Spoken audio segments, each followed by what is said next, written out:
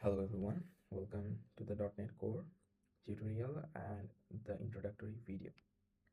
So this is the first video of our playlist, and in this video I'm going to show you the internal project structures of the .NET Core projects.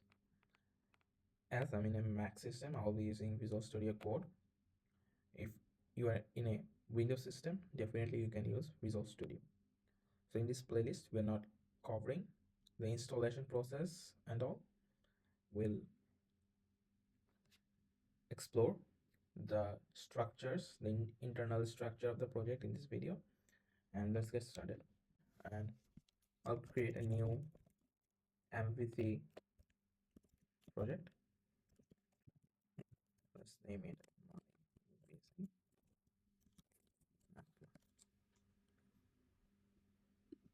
I can see we have got the project over here, my MVC app 1. I had few other projects before.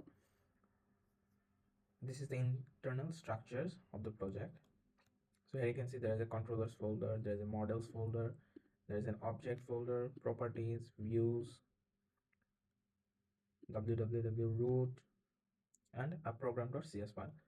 So we will explore all of these, the task of all of these folders and what they do, what are they for.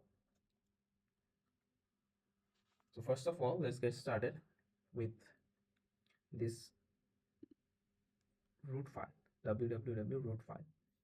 So in here, basically we will keep our JavaScript codes or any CSS or styling related codes.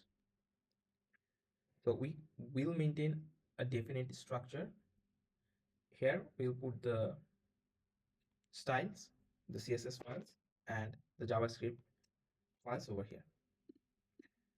Here you can see there is a file or the folder called lib, lib. Here you can see there's bootstrap, jQuery, jvalidation. So these are the things that are already included in our .NET Core MVC project. So by default we can use them. We don't need to do anything extra. Then we have appsettings.development and appsettings.json file. So this is the file which we will configure in future for any web application related settings such as database connection or etc. We have the program.cs file. So basically this is the heart of the application. So this is where our project is run from the very beginning. Then we have these controllers, models, and the views. So what is a controller? Okay, let me take a file and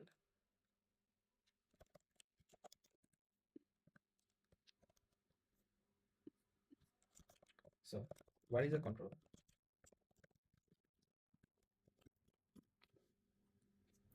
Controller basically what does is it is a request handler. What do I mean by request handler? It accepts requests,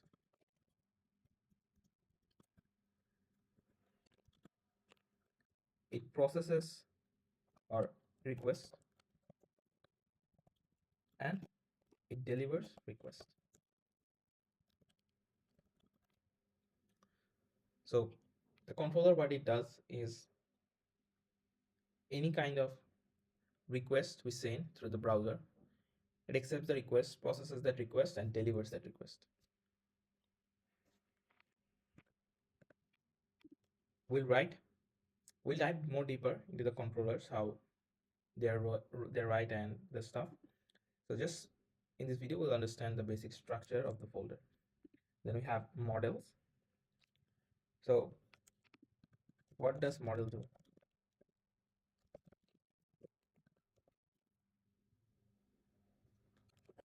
All the data related operations